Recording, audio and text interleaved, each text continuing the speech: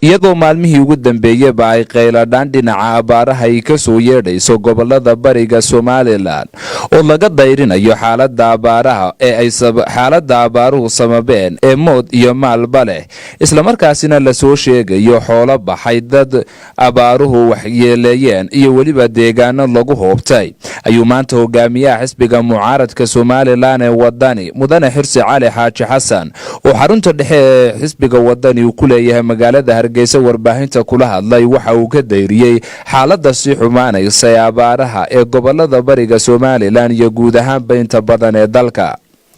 Xirsi Cali Xaaji Xasan waxa uu baaq u diray beesha caalamka daneeyayaasha caalamiga ah xukuumadda Somaliland ee xilki qaranka haysa iyo waliba bulshada reer Somaliland ee qurbajoog iyo qolqoljoog bale waxa uuna ugu baaqay in si midaysan oo qarannimo ah looga qayb qaato xaaladda abaaraha si xumaanaysa ee gobolada bariga Somaliland oo sababay nafmood iyo maalba leh. waa kan hogaamiyaha xisbiga wadani Xirsi Cali Xaaji Xasan oo baaq u diray xukuumadda Somaliland beesha caalamka taageerayaasha xisbiga wadani uguna baaqaya in si qarannimo looga qayb qaato xaaladda abaaraha.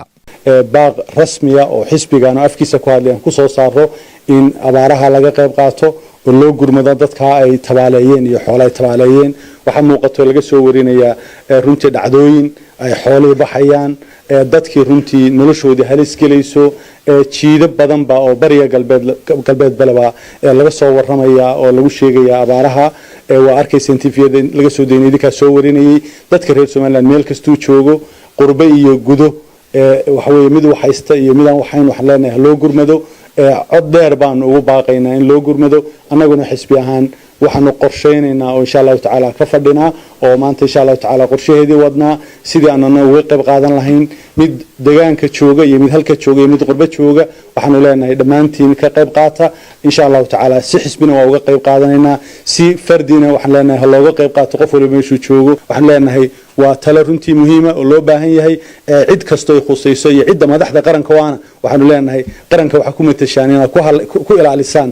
duruufiisa iyo xaaladiisa in ilaalisaan haloo gurmado halaysu taago haloo gurmado haloo hawl galo aad iyo aad baa mahadsan waxaan sheegayaa inaan leeyahay xubnaha xisbiga waxaan ku hambalyeynaa shirkii golaha dhexe ee guushiina ugu dhamaaday yaan hambalyo wada dirayna dhamaantood waxa kale aanu leenahay hawlaha xisbiga soo socda taa abaaraha iyo ta kale ee dardargelinta xisbiga waxa loo diyaar garoobo waana idin hambalyeynayaa. Wassalaamu calaykum waraxmatullaahi wabarakaatuh.